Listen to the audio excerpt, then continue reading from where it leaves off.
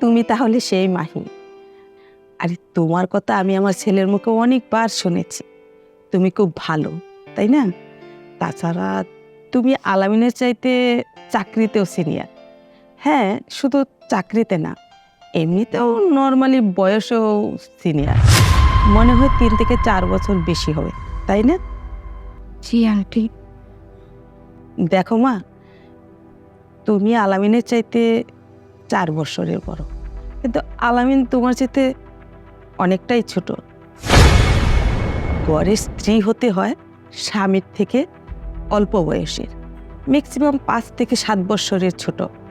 সেই জায়গায় যদি তোমার বয়স বেশি থাকে, সমাজ বলে তো একটা কথা আছে, লোকজনে কি বলবে? তাছাড়া আমার ছেলে, বুঝতেই তো পারছো, বয়স্ক মেয়ে হলে ছেলেদের শরীর নষ্ট হয়ে যায়। আলামিন, আমার না ভালো লাগছে না, আমি চলে যাচ্ছি। আন্টি আমি আসি, আসসালামু আলাইকুম। ওয়ালাইকুম আসসালাম। মা, এটা তুমি কি করলা?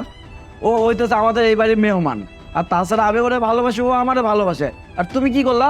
তার বয়স বড় সিনিয়র জুনিয়র বললে তার তুমি অপমান করলা। কাজটাকে তুমি ভালো করছো? কিরে, আমি খারাপ কোথায় বললাম? যা সঠিক, যা সত্য, তাই তো বললাম। মা, এই কাজটা তুমি মোটেও ভালো করো নাই, মোটেও ভালো করো নাই। আরে যা যা, মায়েরা যা করে না সন্তানের ভালোর জন্যই করে। এখন কি বুঝবি? যখন সন্তানের বাবা হবি তখন ঠিকই বুঝবি। মা, ভাইয়া যে একটা মেয়ের কথা বলছে, সে মেয়ে কি আসছে? হ্যাঁ, ওই দিন আসছিল তো। তো সব কিছু কি ঠিকঠাক? না, সব কিছু ঠিকঠাক না। কেন, কি সমস্যা? কোনো সমস্যা না, মেয়ে দেখতে সুন্দর, ভালো চাকরি করে, ভদ্র। কিন্তু সমস্যাটা হলো, তোর ভাইয়ের চাইতে মেয়ে চাকরিতেও সিনিয়র, তোর ভাইয়ের চাইতে মেয়ের বয়স প্রায় 4 বছরের বড়। সেই জন্য আমি মেয়েকে পাত্তা দিইনি। মা, এটা তুমি কোনো কথা বললা? কই আমার বয়স দেখো আর তোমার জামার বয়স দেখো, সে তো আমার থেকে অনেক বড়। আমরা তো অসুখে নেই, সুখে আসছি বেশ। তাহলে ভাইয়ার বেলা কেন তুমি এমন করতেছো? ভাইয়া যদি সুখ হয় তাহলে তুমি ভাইয়াকে ওই মেয়ের সাথে বিয়ে দিয়ে দাও। হ্যাঁ মা, ও তো ঠিকই বলছে। আসলে দেখেন না আমাদের বয়সের মধ্যে কতটা ডিফারেন্স, তারপরেও কিন্তু আমাদের সংসারে কোনো অসুবিধা নেই। আমরা দুজন বেশ ভালো আছি।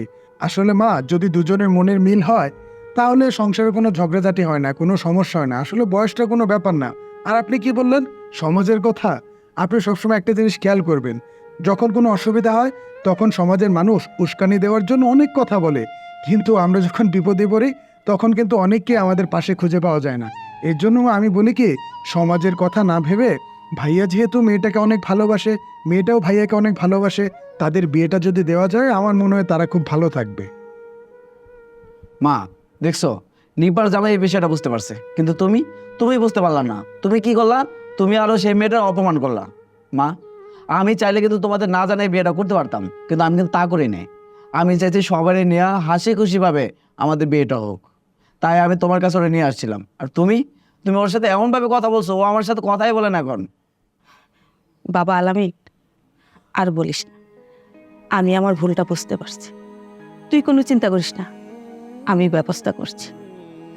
জামাই বাবাজি, তুমি আর আমি কালকে মেয়ের বাড়িতে গিয়ে মেয়ের মা বাবার সাথে কথা বলে বিয়ের দিন তারিখটা পাকা করে আসবো। ঠিক আছে মা।